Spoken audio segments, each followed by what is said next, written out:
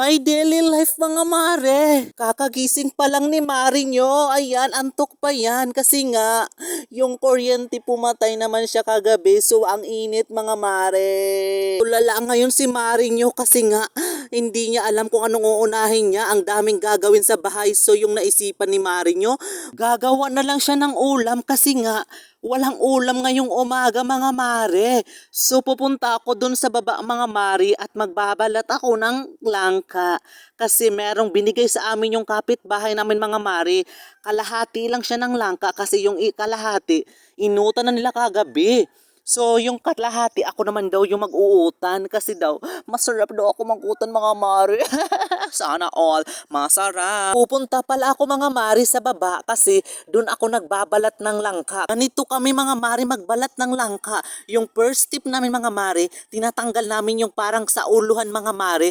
Kasi nga, kan talaga kami mga mare nagsisimula sa pagbabalat mga mare.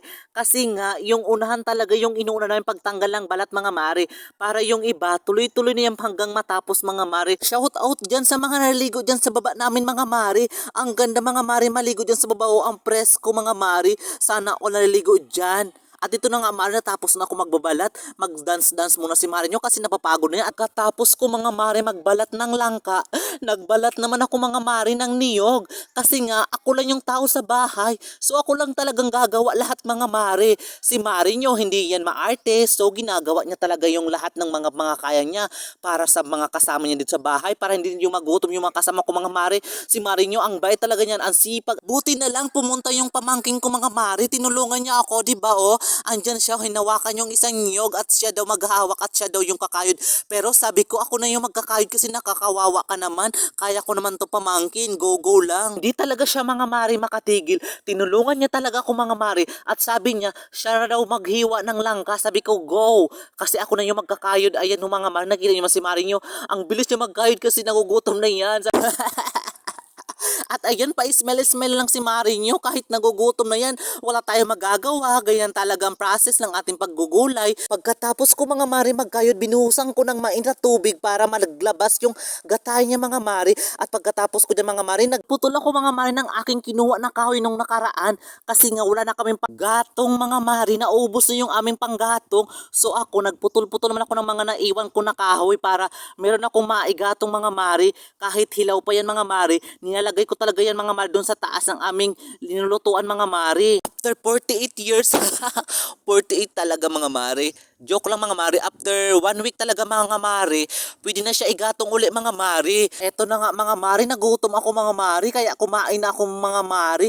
Kasi yung otan ko mga mare, luto na mga mare. Ayan, nagkamay na si mare nyo kasi sobrang gutom na yan mga mare.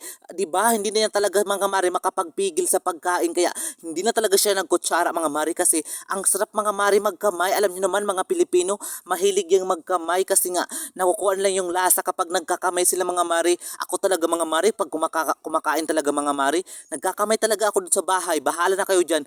Basta ako magkakamay kasi dito ako nabubusog mga mare. After dyan mga mare, ito na mga kahoy ko mga mare. Matatapos na mga mare at dalhin ko na doon mga mare sa taas at ilagay ko na mga mare. At hinakot ko na siya at para doon malagay ko na sa mga mare sa taas ng aming kuan abuhan para masangat ko na siya at ma-arrange ko na. At dito na mga mare yung aking position. Nag-ayos ako mga mare nung iba mga mare kasi yung iba mga mare uga na. So yung iba naman aking tabi-tabi na para yung mga hilaw mga mare ipasok ko dyan para after 48 years meron na ulit tayo magagamit mga mare na kahoy. Kapag kasi umulan mga mare, mahirap dito sa amin maghanap ng kahoy mga mare kasi dito sa amin malayo yung kinukuha namin mga mare ng kahoy. Pumupunta talaga kay mga mare doon sa bundok para makakuha lang kay mga mare ng kahoy. Maraming salamat sa inyo mga mare sa pag-watch ng ating video. Thank you so much. Mag-ingat po kayo. God bless you all.